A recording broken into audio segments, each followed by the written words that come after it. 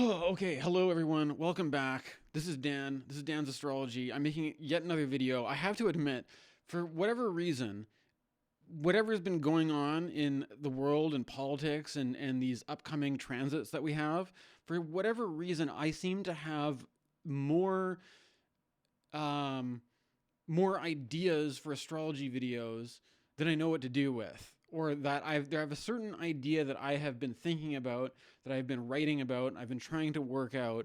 And I have to admit that I have been hesitating due to some of the political dimensions or the kind of political mess we're all in right now, right?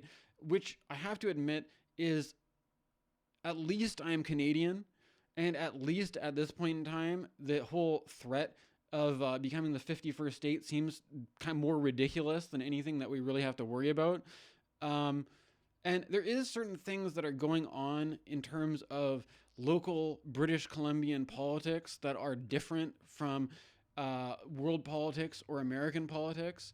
And, you know, I have to admit that as much as I appreciate the work that other astrologers do, or that I feel there's a sort of tendency for like everybody to talk about the same thing. And it's like, if like, there's one news story that's trending that everybody's talking about, and then the more people are talking about it, the more difficult it is to like have anything unique to contribute. You might as well let the other people take care of it, right? It's kind of my attitude with a lot of this stuff. But with that in mind, there is this it's interesting times in the sense that obviously Zohran Mamdani is making a major shakeup, really kind of like disrupting the politics in America right now. And I have to admit that at first, I saw Donald Trump make some sort of threat about like deporting Mamdani. Or also calling him a communist or something like that, or like having these weird like like you can't have socialism in America, you can't have communism in America, you can't all this kind of stuff. Well, fortunately for me, this is one of the things where at least I'm thankful to be Canadian in a province that still is fairly left-wing leaning, that we don't have the same strict attitude against communism and socialism and all this kind of stuff where I live, right? But there is this I was pretty concerned about it, that like if you're living in a country, it's more about like concern for my neighbors, right? Concern for the Americans, that if you're living in a country where your political system like is so confined into this one way of doing things, that even if you have popular support, you're under threat of like, it sounds pretty bad, right? It's pretty concerning, right? But then at the same time, then I saw after that Donald Trump was threatening to deport Elon Musk, who just recently was on his team as his friend, right? And so when you're thinking about like calling somebody a communist and threatening to deport them, you have to sort of read those comments within the context of the larger political situation. And if you're also just threatening to deport somebody who just recently was like on your team that you were collaborating with, it starts to feel like, is it ridiculous because you're just running your mouth talking shit about empty threats that you're not going to follow through on? Or is it ridiculous because if you treat your friends just as bad as you treat your enemies, right? Or you treat your allies just as bad as the people who you judge as being your opponents or something, or whatever, right? Like, this I think is kind of silly, right? Or like it leads me to either not take the threat against deporting Mamdani very seriously, or to take that if Trump did deport Elon Musk, wouldn't that be hilarious, basically, right? Like, so it's kind of like a silly time politically for that reason in terms of American politics. I also have to admit, like, I think there's something about this ingress of Uranus into Gemini and this sort of like rebellion against the status quo that I think really goes with this Mamdani plot that's been developing. And I've just had to like, I've watched some videos of him, whatever, some highlights of him debating Cuomo, and I have to admit the guy's pretty charismatic, is pretty entertaining, all this kind of stuff. But I'd like to switch from that to talking about some more local politics. And I kind of alluded to this I was saying that apparently if you're making content on YouTube, one of the things that is most likely to be shadow banned or deprioritized by the algorithm is content relating to Indigenous issues. And I have to admit that there's this kind of dynamic where I'm reading some books relating to Indigenous issues, and it's reminding me of things like the fact, basically I was never raised Christian. I was raised Unitarian. And I think there's a lot of people when they talk about things like religious beliefs or like, it's like not just what you believe about the true nature of the transcendent reality and metaphysics and all this kind of stuff. It has more to do with perhaps your social in-group belonging or how you were raised, or maybe even like early childhood experiences or something like that. And by reading about Indigenous people, it reminds me of like I have this childhood memory from my being brought to a big kind of a potluck or a powwow. And it's one of these things that I don't really think about. Like, even when I think about potlucks, I think about potluck as like a party where everybody brings food and like you have like a kind of a barbecue, but like it's not catered or provided by the host. It's like everybody contributes something, but that the potluck idea is actually part of like a native festivity or something like that. And there's this kind of, there's this, I don't know if I want to get into all this right now, because there's this kind of thing of like I think I had more exposure to like this sort of like raw kind of like the aesthetic of like the chanting and the drums and the dancing and the headdresses and the totem pole. Like I have all these memories as a child of having this big impression made upon me about native Indigenous spirituality. But then there's this kind of like a thorny can of worms in terms of like me not having any Indigenous ancestry and just being a white guy and feeling both alien and separate and foreign from the roots of the people of the land here that I'm in, as well as my own Christian background. And this is mainly because my grandfather on my mother's side of the family was really not a fan of the Catholics, right? That he was actually raised Catholics, but I don't know what kind of experience he had, but for whatever reason, there's something about this sort of brand of Catholic moralism or whatever that my grandfather was violently opposed to. And I think my grandmother was more like Russian Orthodox and maybe less opposed to it. But nonetheless, this translated into me being raised by a family that was much more kind of like progressive rationalists who were more into Unitarianism rather than traditional Christianity, right? And I think there's a lot of this. I'm kind of been sorting this out about those kind of issues. And I've been thinking about it in terms of relating to the Saturn and Neptune in Aries and the Jupiter in Cancer, especially how Aries has to do with children and youth, because it's like if the winter part of if Capricorn, Aquarius, and Pisces symbolized old age, then Aries, even going back to ancient astrologies, the winter signs, tropical winter signs were like old age, tropical spring signs were like youth, right? And there's this whole kind of thing about like, Neptune as being like the imagination and like the having these young childhood, like it could be like, I'm just trying to say like there could be like compare it to like being a young child in a Catholic family and being brought to a really ornate Catholic church or a really ornate Russian Orthodox church, and just being really like, wow, look at, your imagination is inspired by this. But like, that wasn't my experience growing up. My experience was being brought to Indigenous powwows and potlucks and having like the chanting and the headdresses and the totem poles and all this kind of, you know what I'm trying to say? So there's like, I think I'm realizing that I had this basic like underlying kind of clash when it comes to these topics around conforming to Christian things, or there's also this complicated issue around, like cultural appropriation or multiculturalism or settler colonialism, and indigenous issues, all that kind of stuff, right? Now, with all this in consideration, there's something that I know, like, if you think about what I was talking about earlier about this sort of disruption that is, Uranus tends to be fairly disruptive, right? And Uranus is about to ingress into Gemini, where it will make a trine to Pluto and Aquarius, and it will make a sextile to Saturn and Neptune in Aries, right?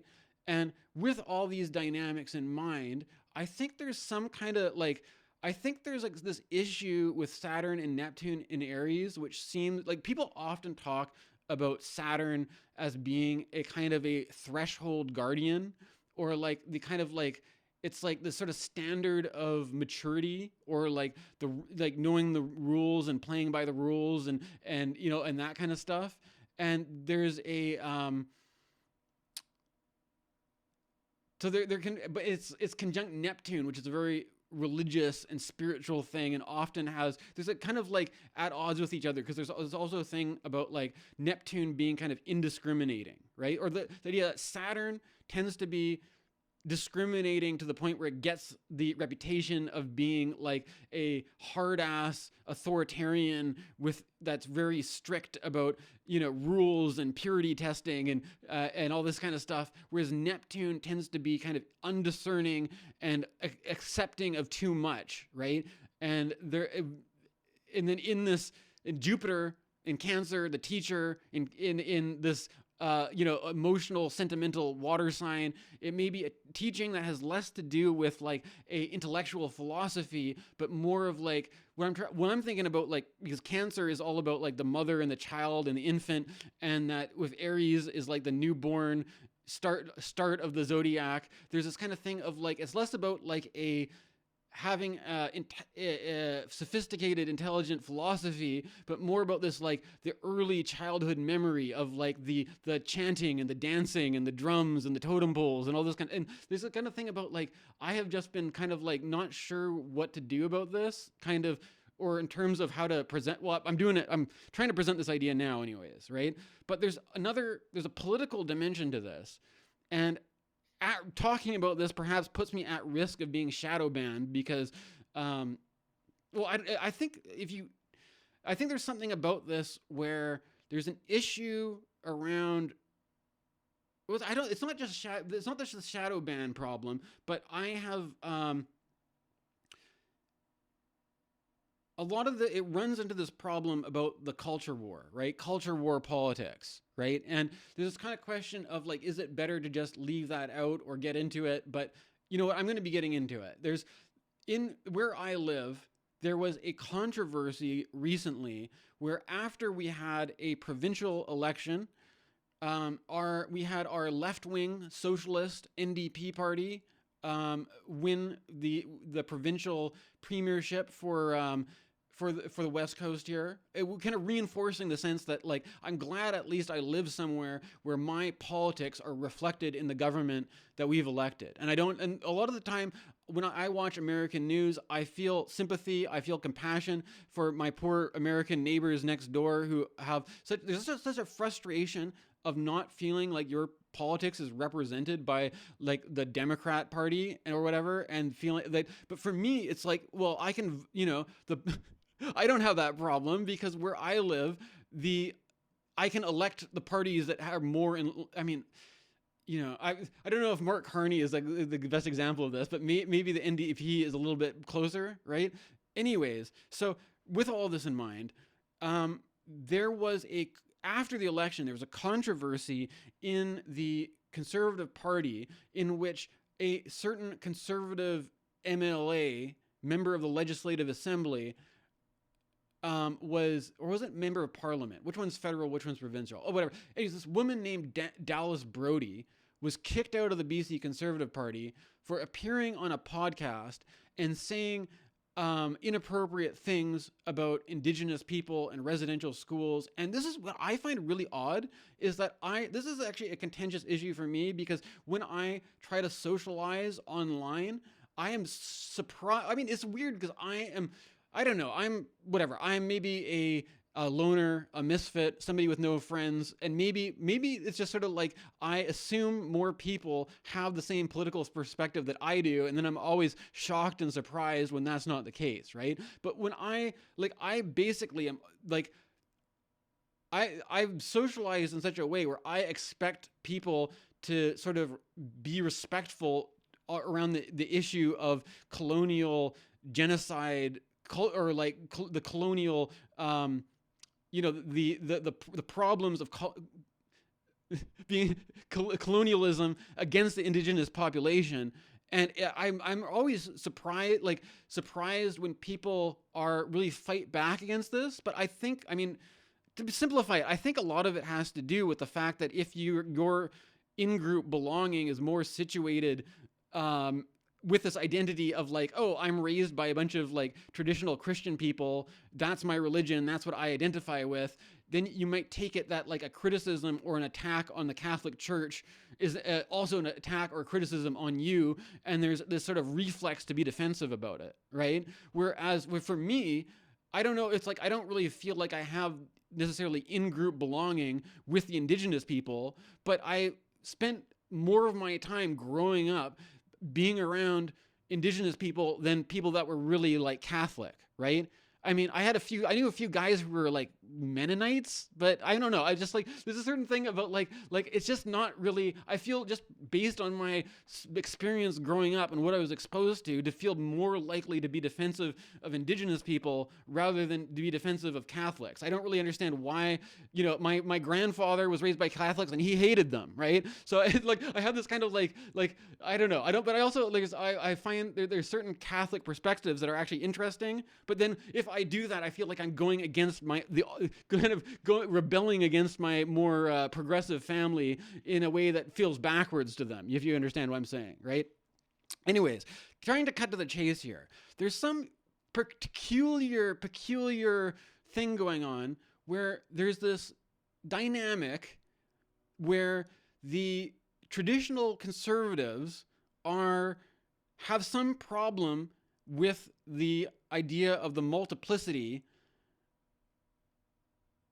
or there's this sort of rhetorical thing where there's always this appeal to unity or oneness.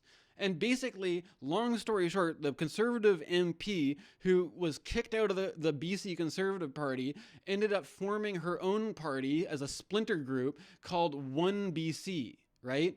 Now, the thing is that this seems like, I don't know, maybe I'm like punching down by picking on Dallas, Brodie, and One B.C, but there's this like, I think if you watch what happened, it was really odd, is that like we had this thing happen where the brand of liberalism seemed like it was not doing very well, in the sense that nobody wanted to call themselves a liberal. And then the BC Liberal Party, I guess, decided to rebrand them. This is probably because a lot of people were criticizing Justin Trudeau, who was leading the federal Liberals. They wanted to distance themselves from that kind of brand image. So they rebranded themselves BC United, right? And then from that, they proceeded to basically lose all their supporters to the Conservative Party, right? Like all the people on BC United jumped ship and joined the Conservatives, or some of them stayed in United BC. But it's like, this thing is like, there's this pattern, this interesting pattern that I'm noticing in BC politics, where it's like, if by calling yourself there's this intention that the value that you want to promote is unity and collaboration, or what, I don't know what it is, right? But you want to say united, like we're going to bring everybody together. But then what happens is actually the complete opposite of that, that you're like, you're not bringing people together. You're actually just fracturing and splintering off into a million little off groups. And now it's like, after that happened, then it's like the Conservatives are now like, a tiny little splinter faction splits off and calls themselves One B.C, right? And it's sort of like, by creating an extremist splinter group that disagrees with what the official narrative that everybody else is establishing as the truth, the true way of talking about the story of what happened, and you're saying, no, that's wrong, we have the one truth of what's happened, you have to listen to us, the extreme minority who are basically branding themselves as totalitarian fascists, right? And I also interesting to point out that I don't think it's an understatement to call far right, if the Conservative Party of BC isn't right wing for you enough, and you have to splinter off and start a new party and call it One B.C., I don't think it's an exaggeration to accuse this of being totalitarian fascism. And at least it's at least here in BC we don't have to be so worried about it, in the sense that it's like kind of comical, in the sense that it's like it's so extreme and so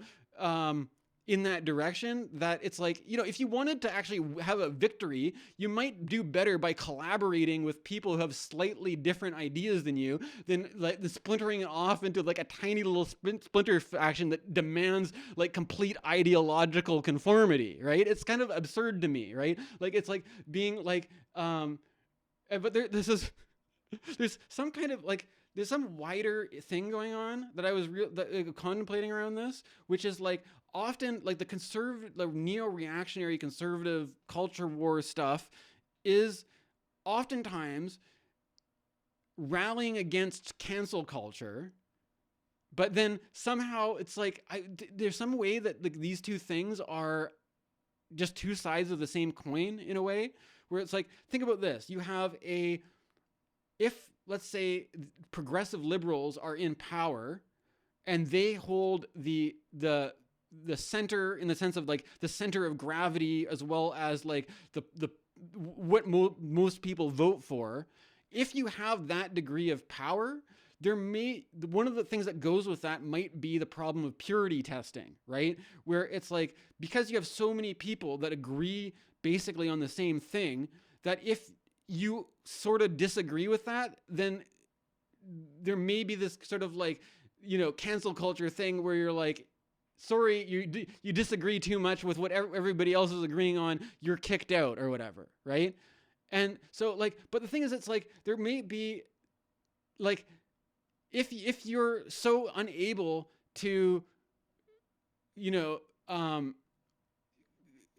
bridge the gap between these disagreements or these ideological differences, and you instead insist on some sort of complete uniformity of thought, then you like start to, instead of being like a kind of diverse coalition of different people who come together to collaborate and work together and put our differences aside to work for a common goal, you now become this sort of like splinter extremist group who's like, what we say is right, and we're not going to, it's not open for debate or discussion or anything like that. Like, you have to agree with us or else, right?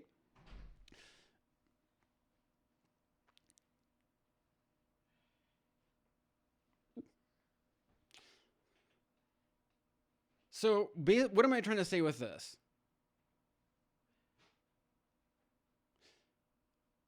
I think it works for Uranus into Gemini, basically because if you think about the differences between Taurus and Gemini, Taurus is a fixed sign.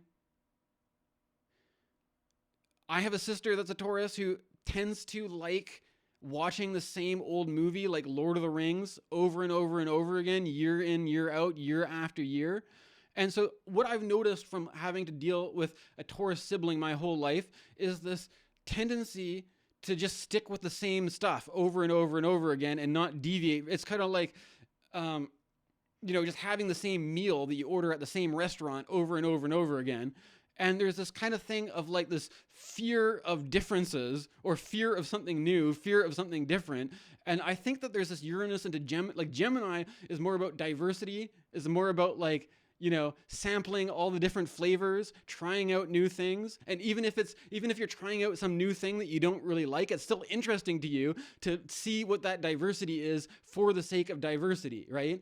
And I think that there's some kind of like, there's also this funny thing where if you look at the dynamic with Trump, it's kind of funny because it's like you're authoritarian complex of like, let's deport everybody who doesn't conform to our in-group, out-group standards, is now, it's like not just like, from a more simple way, we have like our left versus right, and anybody who's too much of a communist, we're gonna threaten to deport them. But then it's like that threat to deport those people is now also aimed at Elon Musk, the tech, people who are in the industrial technocrats and all this kind of stuff. And it's sort of like it's like, I mean, it could just be more simple and talk about it in terms of like the mega crack up or whatever.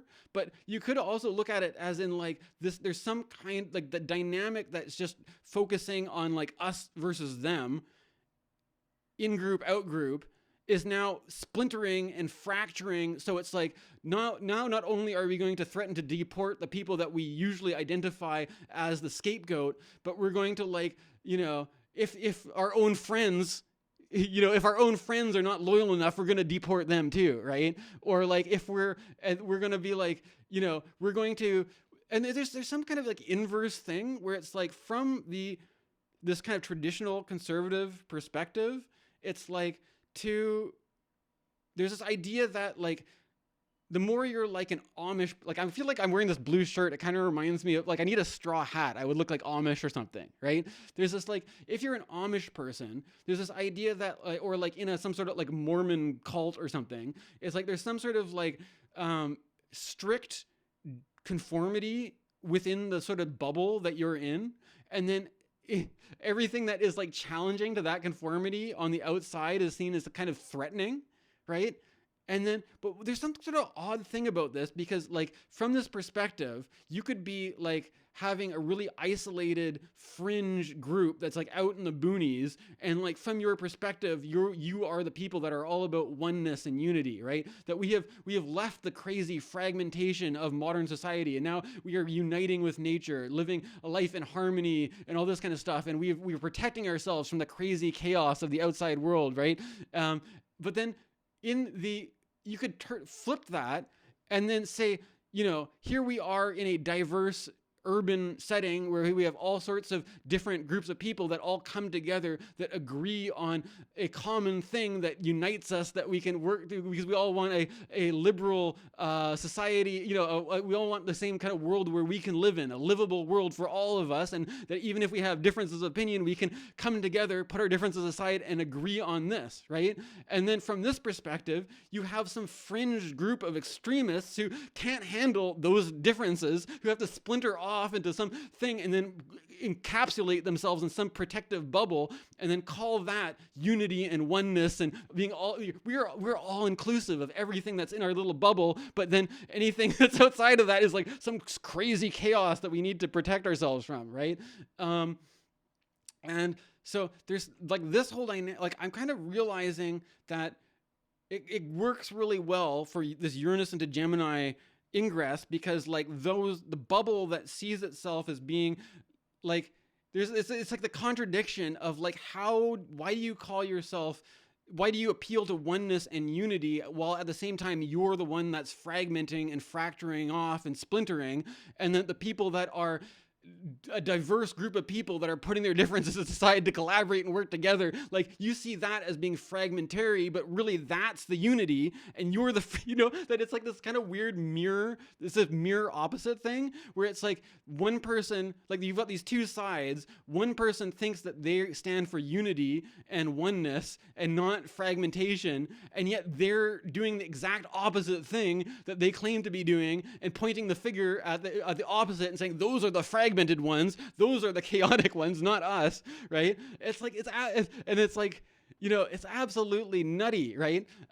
So I think that I'm kind of thinking too that there's like the Saturn and Neptune in Aries kind of stands for this whole thing about like, it's like, you think of Neptune and the ocean and water, and there's this kind of like fluidity of like all this stuff.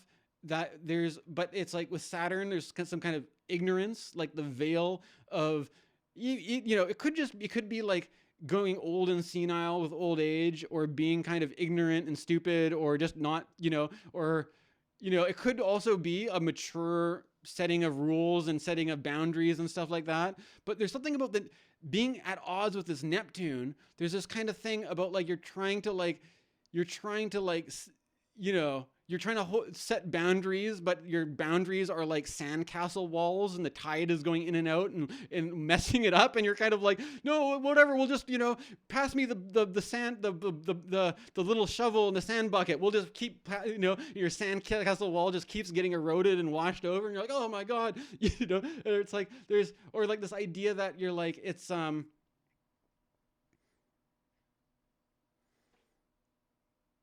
it's like you think you're like, we have this ocean of fluidity, of unity and oneness, but it's like muddy water. It's like you can't actually see what's in it, right? And you can be like, oh yeah, this is our thing we're doing, which is all about unity and oneness and togetherness and these ideals. And then you're like, I can't really see what's actually going on in there because it's so damn murky and cloudy.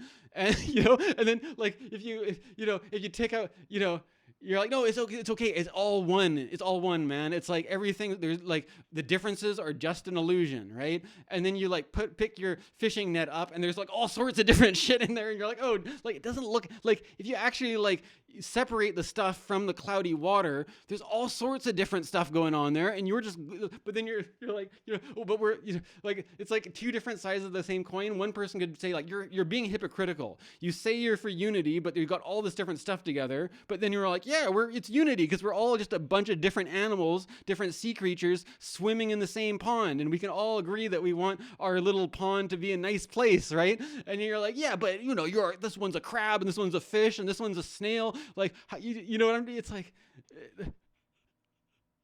I don't know. At least, I don't know if you guys find this interesting, but for me, this is just like, it goes with this whole thing that Saturn is like, you can approach Saturn from two directions, whereas like the boundary of like what's on one side of the boundary or what's on the other side from the boundary. And from one perspective, it's like, oh, this boundary keeps us safe in this protective little bubble where we all agree on the same thing and we all work together. And then outside of that bubble is the chaos of all these different things that we don't know and don't understand. But if you look at it from the other direction, you could say like, yeah, we have this wall set up where on one side, we have a diverse group of people who all want to agree on some basic standards that create the fundamental foundations for living a good life. And then on the other side of that is this strange, isolated thing that is fragmented off from us that wants to go in this extreme direction and say that it's the thing that's one with everything, but it doesn't want to deal with all of the chaos that's outside of its protective little shell container, right? And I think that there's some kind of like, you can see what's happening there's this kind of like, it's at least, I don't think we have to be too stressed out and worried about this one though, because it's important to remember with the aspects, these are soft aspects that we got a sextile from Uranus in Gemini to Saturn and Neptune in Aries, and then we have a trine from Uranus and Gemini to Pluto in Aquarius. So it's like, I think there's something about like, in the sense that this is like, this isn't like an opposition. This isn't a square. This isn't a conjunction. These are soft aspects. So I think there's like taking this dynamic, which it's like kind of like the opening up of the accordion, right? Like it's taking something that feels kind of heavily concentrated, right? That feels like it's kind of like stubborn, concentrated, like the way that Taurus can be kind of stubborn, right? And there's this kind of like, once we get this Uranus into Gemini, this kind of like rigid, stubborn thing that just wants to do the same thing all the time, that can't handle difference and multiplicity, is going to start to just sort of like relax. Like it's like holding tension in your muscles, right? Where you're bracing yourself against like the impact of like having like your windshield shatter or something like that. And then it could be there could be a certain element of shock and surprise to Uranus in Gemini making these aspects, but I think that they're soft enough aspects that it could be a little bit more like, it could just be kind of like relaxing the tension a little bit around like the rigidness of having to do things in such a stubborn way that doesn't that doesn't allow for collaboration to occur. Okay, I think this is basically my idea. Thanks for watching. I don't know why. I just have more ideas for these videos leading up to this. It could be the excitement of some of these big transits. Thanks for watching.